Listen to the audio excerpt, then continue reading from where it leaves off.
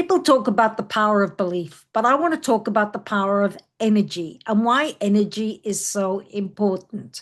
So, you arrive at work and you speak to someone and say, "Good morning," and they respond back to you in a negative way. It sets a tone and it sets a frequency and it puts in place a motion of energy that is actually contagious, believe it or not. Now, it's up to the recipient, the person that's gone in and they've had this negative energy from that person to decide what they're going to do about it. Now, if it was me, I'd tackle it head on, right? I'm not going to walk away with that residual frequency on my body. But it's the same when you go into meetings. You sit down in a meeting room and someone starts to be negative. It's like a chain reaction. Everybody jumps on just like it's a tackle in a scrum of rugby, right? They just pile it on. And before you know it, that great project, that great idea is diminished. It's diminished because it wasn't given the chance to have energy. And when it has energy, it's more likely to be successful.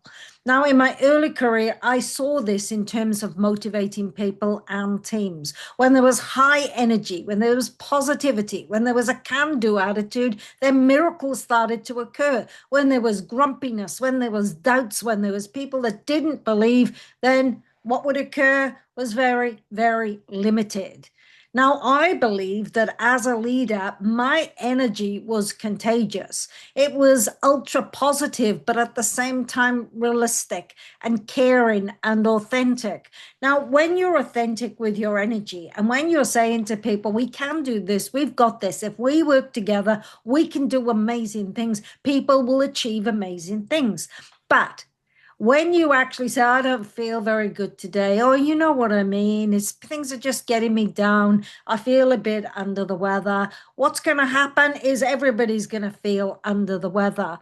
I once said to a person, "You seem to take an awful lot of sick leave." And they said, "Well, my leader takes a lot of sick leave as well, so I don't know why you're questioning me, question them."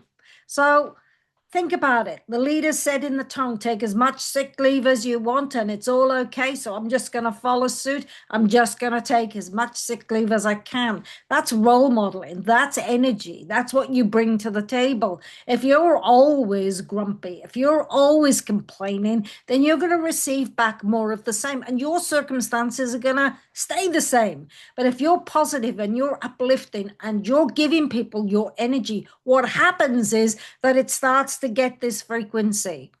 Now, there's plenty of studies around energy, and those studies tell us really clearly that people with energy are more likely to have more success because they're raising a frequency, and that frequency catches the next frequency. But what happens with positive frequencies is it elevates and goes higher and higher and higher, and negative frequencies go lower and lower and lower into the doldrums. So don't underestimate the power of energy. And next time you go to work, smile at someone and say, "How are you today?" When they say, "How's your day?" say, "Fantastic." And if it hasn't been so fantastic, say, "Yes, it hasn't been the best, but I'm really looking forward to that changing right now in this moment, and I'm ready to go."